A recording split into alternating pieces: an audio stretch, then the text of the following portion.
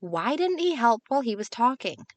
I continued to get more and more irritated until that emotion morphed into visible anger.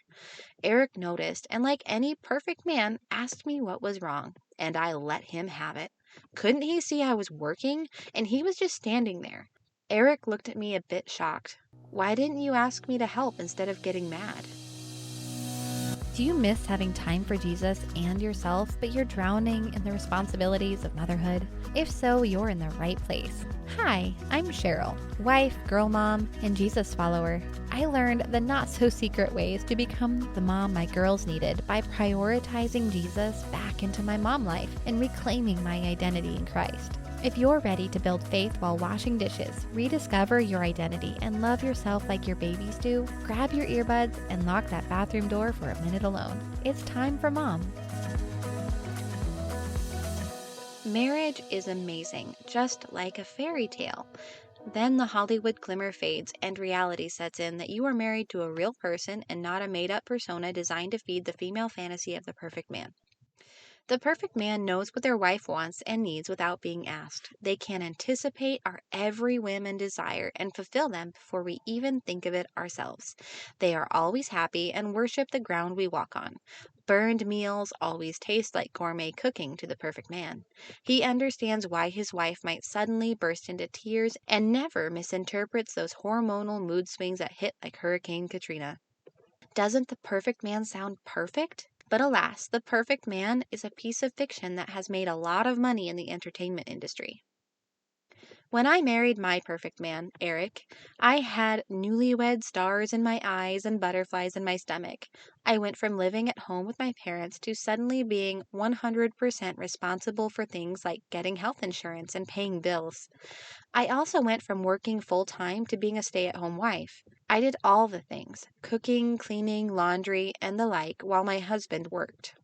There were a lot of changes, and despite my rocky relationship with change, I think I handled things with less tears in our engagement. One day, my husband was home. He stood in the doorway chatting with me while I folded laundry, gradually getting more and more aggressive in my folding. Why was he just standing there? Why didn't he help while he was talking? I continued to get more and more irritated until that emotion morphed into visible anger. Eric noticed and, like any perfect man, asked me what was wrong, and I let him have it.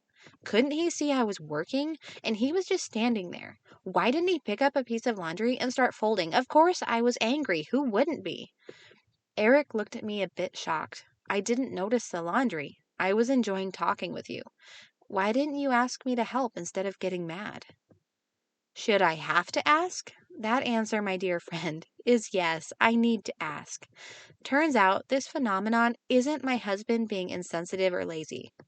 It's a difference in priorities. He literally doesn't notice things that drive me crazy, and shocker, I don't notice things that drive him crazy.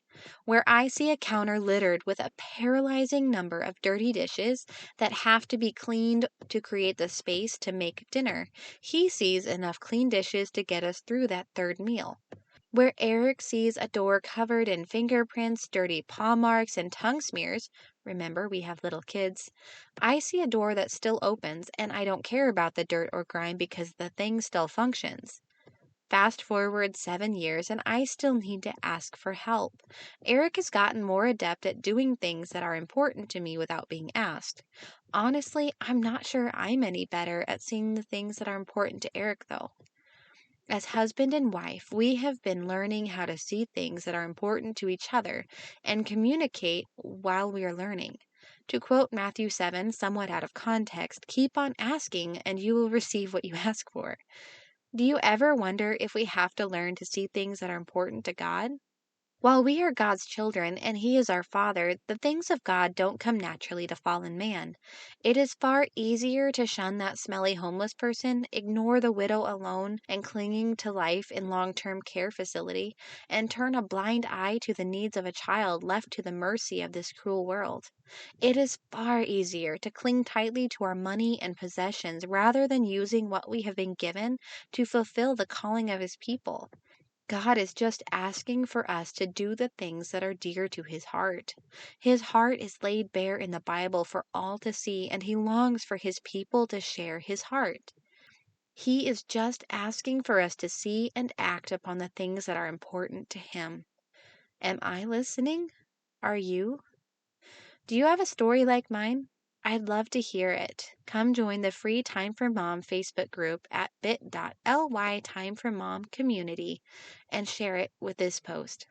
Until next week, may your week be filled with peace, my friend. Love, Cheryl. Hey, beautiful. I hope you enjoyed today's episode. If so, would you take 30 seconds to share this with a mom who's wading through those mounds of laundry and dishes and wishing for just a little me time? Also, please leave a quick review for the show on Apple Podcasts. It makes my day to know this podcast has helped you. Well, it's time for me to wash more dishes and cook more food. I'll meet you next Wednesday for another episode. Until then, may the God of grace fill you with his peace.